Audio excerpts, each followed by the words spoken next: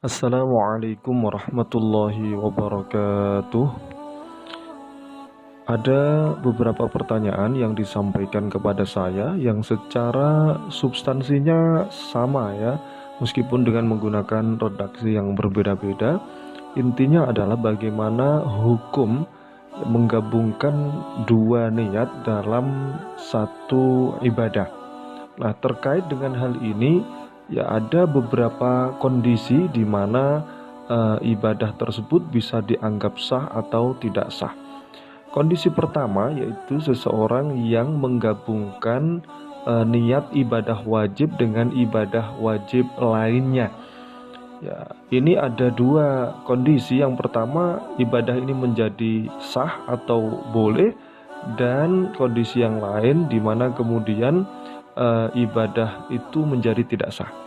Menggabungkan niat ibadah wajib dengan wajib yang dibolehkan antara lain adalah misalnya ya seseorang ketika melaksanakan mandi jinabat, ya, kemudian dia juga sekaligus meniatkan untuk berwudu, ya, karena mandi jinabat ini hukumnya wajib, mandi besar ya, dan juga wudu ini hukumnya adalah juga wajib.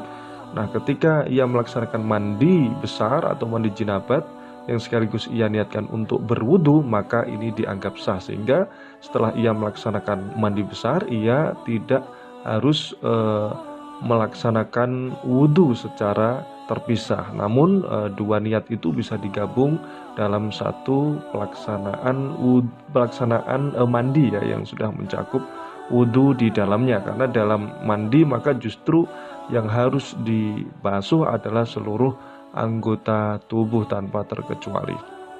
Termasuk juga menggabungkan dua ibadah wajib yang dibolehkan, misalnya seseorang melaksanakan haji qiron ya. Dia meniatkan ibadah haji dan umroh dalam satu kali pelaksanaan ibadah. Ini boleh karena haji yang hukumnya wajib, kemudian juga umroh yang hukumnya wajib diniatkan sekaligus dalam satu pelaksanaan ibadah. Namun ada juga menggabungkan dua niat ibadah wajib yang tidak sah atau tidak dibolehkan. Nah, misalnya seseorang meniatkan untuk melaksanakan ibadah sholat asar yang digabung sekaligus dalam satu pelaksanaan ibadah sholat duhur. Misalnya ketika seseorang melaksanakan ibadah sholat duhur 4 rakaat, ya hanya sekali ibadah itu, kemudian dia sekaligus meniatkan untuk sholat duhur dan juga sholat asar. Nah, jelas yang seperti ini tidak sah. Kemudian kondisi yang kedua adalah seseorang yang menggabungkan niat ibadah fardu atau ibadah wajib dengan ibadah sunnah. Nah, dalam kondisi ini juga ada dua hal ya, bisa jadi kemudian ibadahnya sah atau dalam kondisi yang lain menjadi tidak sah. Contoh menggabungkan niat fardu ya dengan niat sunnah ya, yang dibolehkan adalah misalnya seperti seseorang yang kemudian masuk ke masjid ya, seyogianya ia melaksanakan sholat tahiyatul masjid terlebih dahulu ya, tapi ternyata iqamah sudah dikumandangkan, sehingga ketika ia masuk masjid ia langsung melaksanakan ibadah sholat fardunya dengan juga sekaligus meniatkan untuk melaksanakan sholat tahiyatul masjid, sholat penghormatan terhadap masjid. Nah, ini dianggap sah dua-duanya.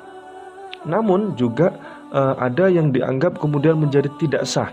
Ya, contohnya adalah ketika seseorang menggabungkan niat zakat yang merupakan wajib hukumnya dan juga sedekah yang hukumnya sunnah ya, atau mandubah ya. Nah, seseorang yang meniatkan dua hal ini, zakat dan sedekah, dalam satu pelaksanaan ibadah, misalnya ia memberikan sejumlah uang kepada seseorang, diniatkan zakat dan sedekah sekalipun, ini dianggap tidak sah. Bahkan kalau dalam madhab Syafi'i justru yang dikuatkan bahwa seseorang yang memiliki niat seperti itu tadi, yang dianggap sah adalah sedekahnya, sedangkan zakatnya yang justru hukumnya wajib atau fardu dianggap tidak sah. Nah, kita harus hati-hati dalam kondisi yang seperti ini. Nah, kemudian yang ketiga adalah menggabungkan niat ibadah sunnah dengan ibadah sunnah yang lainnya. Nah, rata-rata dalam kondisi ini mayoritas ulama membolehkan. Ya, misalnya kita meniatkan ibadah sholat tahiyatul masjid dengan sholat qobliyah misalnya. Ya, mengingat misalnya waktu yang terbatas. Kalau kita melaksanakan dua-duanya, sholat tahiyatul masjid misalnya dengan sholat qobliyah zuhur misalnya, ternyata kita melihat waktu, jam nampaknya ini sudah akan iqomah, maka kita hanya melaksanakan satu ibadah, kita niatkan sholat tahiyatul masjid sekaligus kita niat qobliyah zuhur misalnya. Nah, ini dibolehkan. Jadi menggabungkan dua niat ibadah sunnah dalam satu pelaksanaan ibadah. Contoh lain juga adalah misalnya kita melaksanakan ibadah puasa. Ya, seseorang yang misalnya terbiasa melaksanakan ibadah puasa sunnah hari Senin dan Kamis misalnya. Nah, kebetulan ada juga ibadah puasa sunnah lainnya yang bertepatan dengan hari itu, Senin atau Kamis. Misalnya puasa hari Arafah. Ya, ternyata jatuh pada hari Senin. Kemudian seseorang meniatkan dua ibadah itu dalam satu pelaksanaan. Misalnya niat puasa Arafah misalnya ya, digabung dengan niat puasa hari Senin, karena dua pelaksanaan puasa ini hukumnya sunnah, sehingga hal ini juga dibolehkan. Nah, jadi seperti itu, ini yang masuk dalam pembahasan at-tasyrik fin niyah di dalam ilmu fikih. Nah, semoga ini bermanfaat bagi teman-teman. Wallahu a'lam bishawab. Assalamualaikum warahmatullahi wabarakatuh.